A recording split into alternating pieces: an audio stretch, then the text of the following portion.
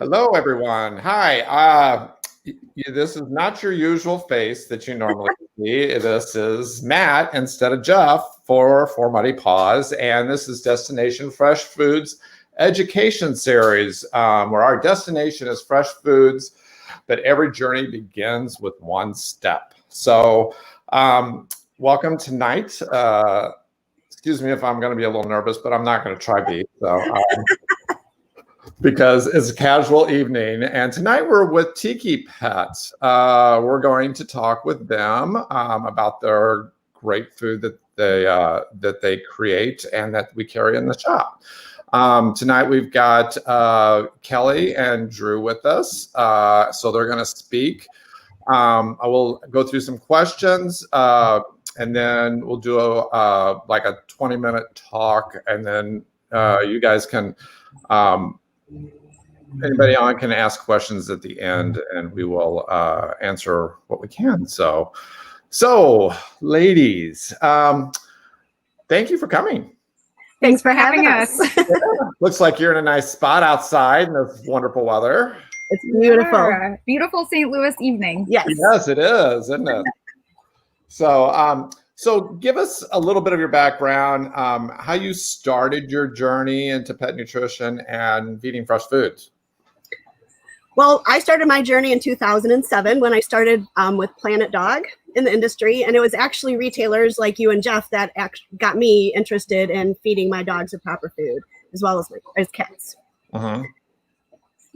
And I actually, as I'm looking for my dog who just got her dinner, I started in 2001 in the pet industry and actually have just made it into the food side of the business about 10 years ago and found Whitebridge, who was a really exciting startup company. And we've acquired many brands, as you guys know, along the way, and we've developed our portfolio into several different categories. One of them being fresh foods and raw, as you guys know. Right. Yeah. They've actually Whitebridge has acquired some really good brands and has actually even taken those brands to the next step as well, which has been great. So let's talk about cat and nutrition then. All right. Since we're going to be talking about Tiki Cat tonight, or Tiki Pets, but we'll kind of focus on cats a little bit tonight. That works. So of course, cats are obligate carnivores. So can you talk about cats and nutrition with us and the intercellular moisture that they need and things like that all about it? Sure. So we formulated our product to be as moisture rich as we possibly could. We include bone broth in the Tiki Raw, so that gives extra added moisture for cats. They inherently don't drink a lot of water, so the more moisture they can get from their diet, the healthier the cat's going to be. So that's kind of where we kind of started that from. So nervous. Yeah. And just, I guess to add on to that, we also, so our whole executive team actually has a background with another St. Louis dog and cat food manufacturing company. So a lot of our diets and our formulations actually have been derived from things that they had learned in previous years of work. But we know that cats they were, I guess, genetically, I don't know what the right way to put this is, but they came over from Egypt. We have watched the evolution of their species from a sand, so to speak, animal to now domesticating them in a way that they were not used to. So knowing that their nutritional makeup, they are not capable of knowing what their bodies need. So every diet that we manufacture, we make sure that we're doing this with the full intention of giving them what they don't know they need. Okay. Can you explain a little bit? I mentioned that they're obligate carnivores. Can you explain a little bit what that actually means? I know people have probably heard that, but they may not understand what that actually means as far as. Sure. Cats do not have the ability to process plant proteins. So an obligate carnivore is only eating a meat. So dogs can process both fruits and vegetables as well as meat products, where cats are unable to do so. Okay. So what's unique about Tiki Cat Raw that's unique about other raws? Everything. I know you mentioned bone broth. There's one of them. Right. The bone broth for sure. The bone broth is one. For sure, the texture. We know that cats can be very finicky on what textures they like to eat. So we decided to put in to come up with a product that is very, very smooth and very creamy. So there's not a lot of texture. There's no chunks. So they can kind of lick and get a full nutritious raw diet that way. And we're very successful with our velvet mousse. And because of that success, we wanted to come up with a raw diet that is very similar in texture. Okay. Yeah, that is true. I mean, and cat people will tell you they try many different types of foods to see what their cat's going to like, because they do have that texture issue, if you want to say that. For cats, some cats like a chunkier, some like it very smooth. So it is something that you got to play around with and figure out what they do like. How did you develop the diet? You take that one. Okay. So another thing that we were actually talking about before getting on the call with you guys tonight, and your audience of customers, we wanted everybody to understand that we don't do anything without there being intention behind it. It's really important to us as a company. Everything is formulated in the most natural possible way. When we decided to go the raw path, it was because there was a hole in the marketplace that was left by somebody else. And we knew, based on everything that we had done with all of our other tiki formulations, that we thought we could do it best. And we wanted to try to, make right by that hole that was left there. Thank you to you guys for helping us with that. We appreciate it, obviously. So really, at the end of the day, it was just we knew that there was a hole, and we wanted to go to the next level. We have a manufacturing facility in Joplin, Missouri, and at the time we realized that we had meat packaging capabilities that we were not utilizing, and so we said, heck, let's go for it. Yep. And by the way, everybody, White Bridge is actually based in St. Louis. It is a St. Louis company. So so just to let you know that's why they've got the plants. Like there's one in Joplin, and you've got do you have plants around the St. Louis area too for your other foods? Just the Joplin facility. Okay. So how do you protect against the pathogens in the food then? We've got a very unique way. Everybody is familiar with the HPP process, which is high pressure pasteurization. So what we do with our food is we package it and we put it into tubs and have like the plastic lid like sour cream has. Then we send it to get HPP. So there's no chance of cross-contamination. It doesn't come into any contact with any other products. It's packaged and then we HPP after that. Okay. Can you explain the HPP? I know we've talked about it before, but just so sure. People. Yeah. It's a very common method that's used in human grade foods as well as in pet food. And basically it's just super high. Okay, you can tell we're both camera shy. What can we say? It's essentially have a sip of wine and then tell them what. It's just very high pressure. So I guess the best way to explain it to somebody that doesn't know what it is picture putting putting your hand against a wall as hard as you can, and what that level of pressure feels like. And what that pressure does is it actually kills all of the bacteria that's in the product. And so it doesn't take away any of the nutrients though. So this is still 100% nutrient dense. It's not like a baking process. So you're not minimalizing anything that was already in the food by using this process. You're not cooking the food. Right. Okay.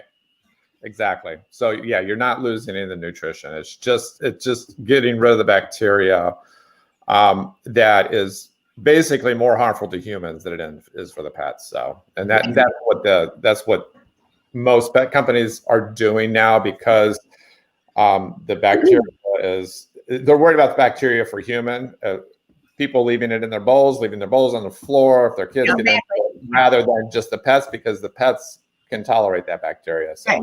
Right. So yeah, a pet's digestive system can handle it. But we're just doing everything to make sure that we're being precautious. Right. Good. So we talked about, the moisture's key, especially for cats and things. So people who don't want to quite go raw yet, how do they take care of that moisture issue then for their cats' diets? And then what options do you have about that for that? Wow. Lots. So, honestly, Matt, this is I think probably one of our favorite things about Tiki Cat Raw and what makes it so much more unique to a lot of other types of raw food that are out there. Our food is completely supplemental as well as being a complete and balanced diet.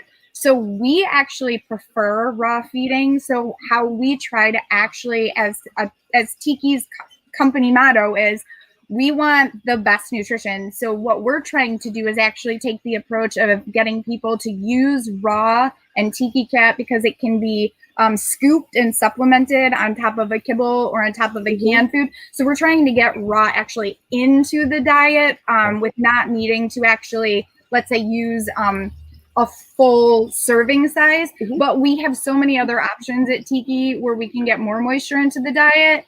We've got the Tiki broths. We've got the compliments, which is a brand new product that we're very excited to show you. Any of our canned food is very high in moisture. We do not use any gravies. It's all broth. So there's no carbohydrates, and it's moisture rich. Right. Okay, great. And yeah, they talked about scooping. Tiki Cat actually comes in tubs, which is really nice. You can get a tub. It usually lasts about a week in the refrigerator, thawed out. Your cat will go through it within a week, definitely. So you can take out as much as you want, and actually, like they said, just if you still want to stay with that dry food, but give them a little bit of that extra moisture, give them that raw diet, you can just add it to it. So it'll help them. And you'll notice your cat might just start eating the raw and get away from the dry as well. Yeah. So we've seen that happen. A little bit of raw is better than no raw at all. So. Yeah, exactly. And sometimes it takes a while. We had our Sophie, our cat, a few years ago when we switched her over raw. It took about a year to get her switched over to raw, and she finally, it's like once we got her on, it's like, oh man, she's just gobbled it down. So, but it was that texture thing again. So with her, it is. So, cats that are used to kibble are very difficult to switch over to a wet diet. So people just need to be very, very patient, and the cats will eventually come around. Yeah. And I just kind of touched on it. My next question was tips on feeding cats raw. So, other than taking a year to do it, what are some other type of tips that you can offer as far as feeding raw to cats? So, and getting them to eat it. There's I mean, this is how we always talk about different feeding techniques. I mean, we talk about, you can put it on their paw, you can put some on the tip of their nose, because whenever they're cleaning themselves, the more that they're getting that taste or that texture into their system is the easiest way to transition them. With raw and our Tiki Raw, just because of the texture alone. And I don't know if everybody understands what the texture of our product is like, but it's kind of like a hummus consistency. So it's a very smooth, easy texture for a cat to lick. And a lot of the time, you're going to have a much easier time getting a cat to lick something than to actually chew it if you're trying to transition them. So that's why it's great to top things with. But yeah, the paw, the nose, Yeah, great. There's another cool thing about Tiki Cat and Tiki Pets that I love about them is their packaging. If you guys, it just grabs your attention. Yes. Of course, Jeff and I are Tiki fan people, so it is a very mid-century modern. There's an artist called Shag almost. They're kind of like a shag, but it's all mid-century modern cat on there. And it's a very cool, bright designs that really catches your eye.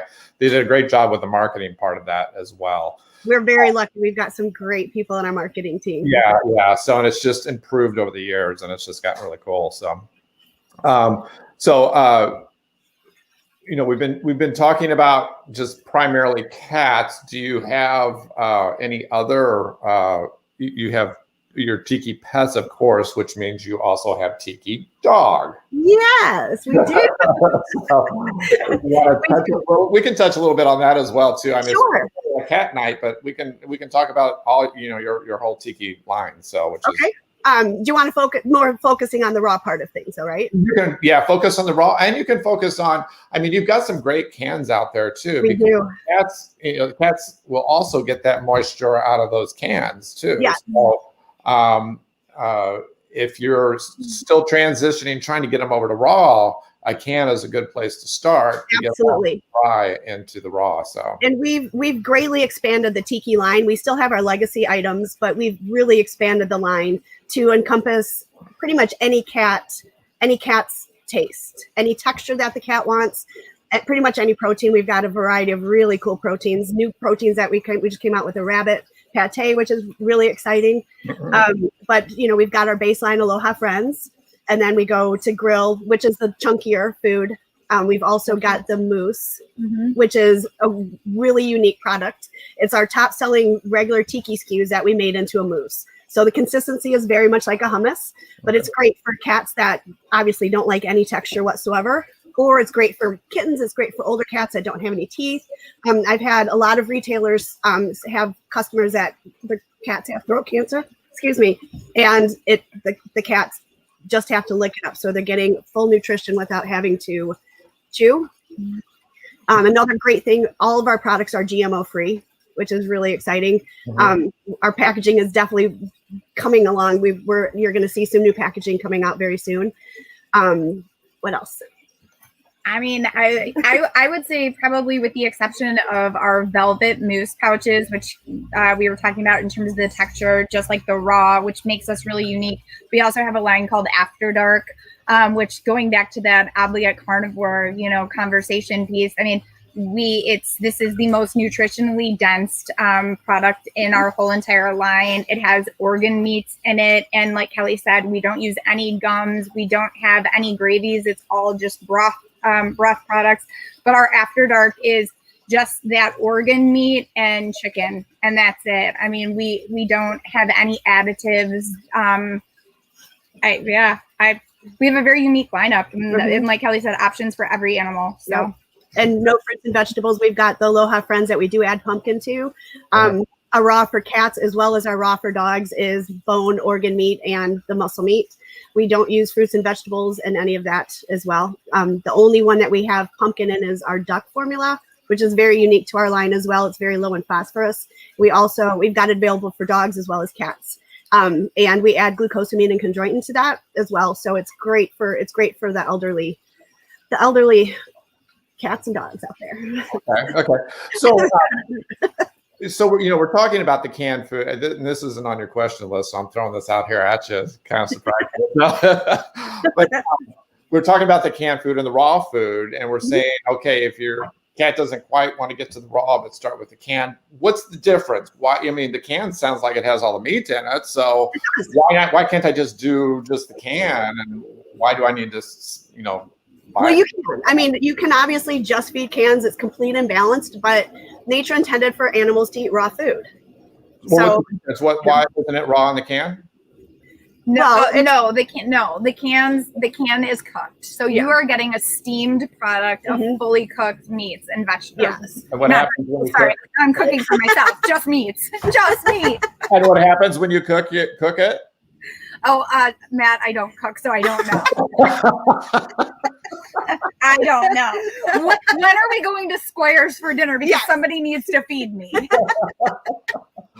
Oh yeah, I wish we could. So you lose some of the nutrients. Exactly. You don't have the full raw.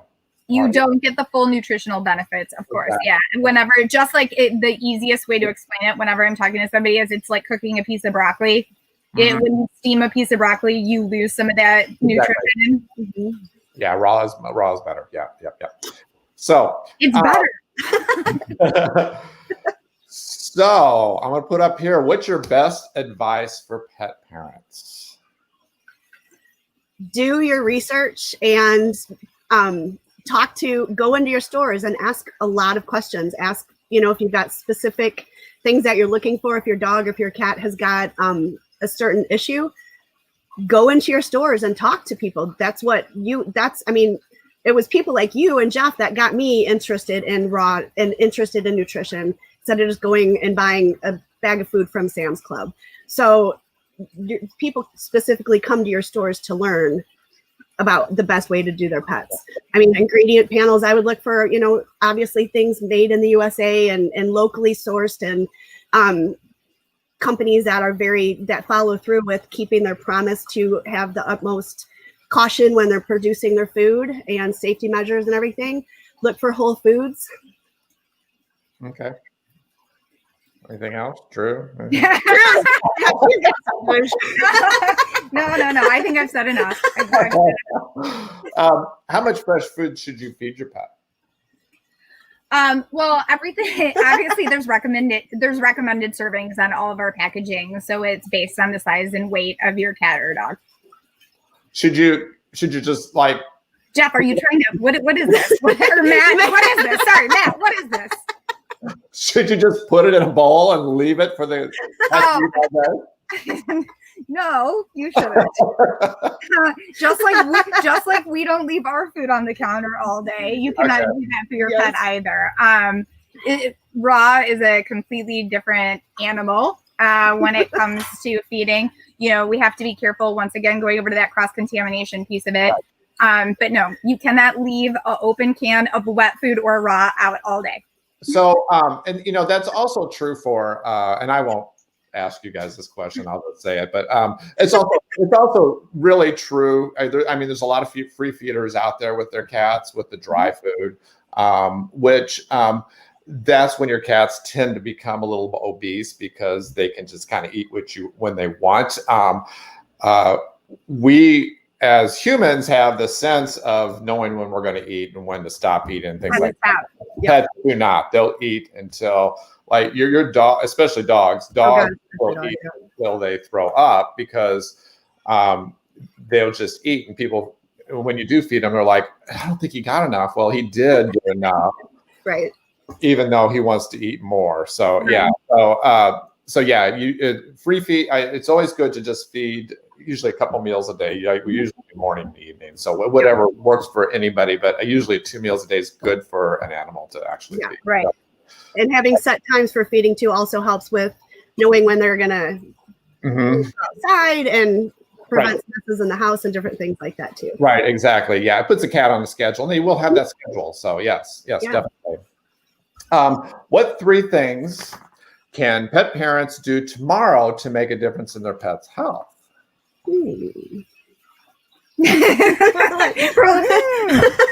Nothing questions so bad, so you should know the answer. I think that the number one is, being willing to try something new that is going to give added benefits, like a raw option. With cats specifically, as much moisture as a pet parent can add into their cat's diet. I know that my first cat, I was completely oblivious before I started selling cat food to the lack of moisture that they just inherently do not know how to get. Yeah, right. But I think really just like Kelly said, being willing to go into your local pet store and ask questions and do the research. And I think that's probably the best thing you can do for your animal. It's not always about going to your vet. No. Okay. So it's research. That's one. What's another one? Mean. I said 3. Maybe not bullying your local manufacturer. Research number 1, I think paying attention to their needs. Just like us, you will have signs from your pet, your dog, your cat. They will tell you when they are not getting something they need or when they are lacking of it. And that's when you need to then once again, go to your research, talk to the people that are around you, know what they're feeding. Honestly, I think the most important thing is just like doing research. Basically just very aware of what your pet is telling you. Yeah. Your pet will tell you everything that they need. You just have to pay attention and look for the signs of what they need. And I'll help you out with the third one. It's the one Thank that we've been talking about is the cats need moisture. Yes, moisture. Oh, well, yeah. See, it's simple. It's simple. It's not that hard. Cats It's a little stage fright as well. You forget. You're just like goes like. They're gonna kill me after this. So. I take back squares. I take it back. Flyers for you. So, is there anything else that you wanted to? You briefly just mentioned before we start asking questions. You briefly just mentioned you have a new product. Did you want to talk a little bit about that, or is that kind of? We're going to talk lots about that later. Okay. Yes, we will. Not now. You don't want to. Is it not out yet? No, it's actually hitting distribution as we speak. So our After Dark line, which is the one that's chicken based with organ meat. We now have made that into a pate, but we've got some pretty unique proteins. So we've just launched so many new products. I know we just launched an After Dark pate. Yep. We just launched a grill pate, which is our Bridge brand line, basically to find those finicky eaters out there who don't want to chew a whole food diet. We also are coming out with a product called a complement, which is added moisture. So this will have it has more moisture, and it's got more meat than our current broth product, which is essentially a topper to get more moisture into the cat's diet. So is it a pate as well, or is it a no? The complement it's basically a broth, but it's just got more meat in it. It's got bits of shredded meat in it. Oh, shredded. So it's got texture to it then. Yep. Okay. So the difference between a pate and a mousse is the mousse just smoother than a pate then, or? Yes. The mousse is it would be like a hummus. Okay, so you got a mousse, pate, and then shreds. Is that the three? Yep. Oh, then chunks, I guess, if you want to get even further, thicker or whatever. So. Yeah, it's whole shredded meats. Okay. Great. Anything else that you? I mean, just don't forget about all of our other fantastic brands. Yeah. Wagmore. You're going to be seeing some really cool new packaging coming out for Wagmore Barkless. Tricky Trainers got a complete new refresh on their packaging. It looks amazing. Some really cool dental chews coming out. So okay, great. Our new stuff. Our ice treat, which you guys have been promoting like crazy. Yeah. Yes. Mid-grade dairy-free ice treat. Exactly. Where you can eat it as well. So, yes. It's shareable. So if you're hungry, come to the store and have some ice cream. We sell ice cream.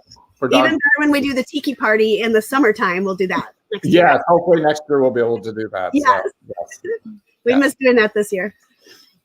Well, do I have any questions out there? Anybody questions? I guess I just have to look at my screen to see if they pop up.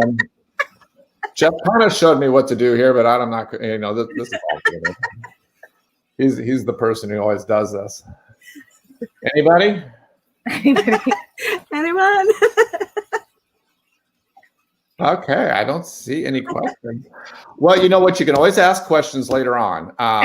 You can ask us through Facebook. You can ask us through YouTube.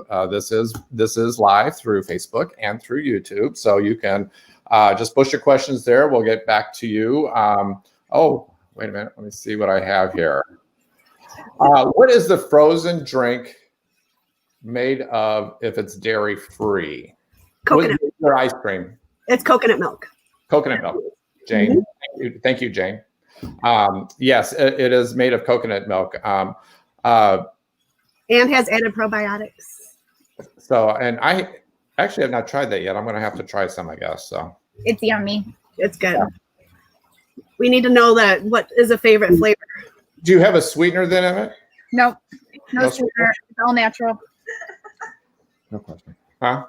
Yeah, I got one question. So, okay. Jeff came in to help me. So. Of course, he's back with me. Help us. Okay. Well, hey, ladies, we're done. Well, it was a first for me being on this, so thank you so much for inviting us. Sorry about me being so nervous at the beginning. Thank you. Oh, no problem. Thank you both for being on with us tonight. I think we had some fun, and hopefully people learned a little bit more about some cat food, and we'll come in and try. I know the frozen's been doing really well at our store, so as well as as the canned food is doing great too. And our staff is good about promoting it and teaching, like you said, teaching people about it. So thank you again. And thank you everybody for joining us. And we will see you tomorrow night. Jeff will. Jeff is probably doing the rest of these, but he'll be tomorrow night. See you later. Bye guys. Thanks. Broadcast. They've lost the How did I stop? broadcast.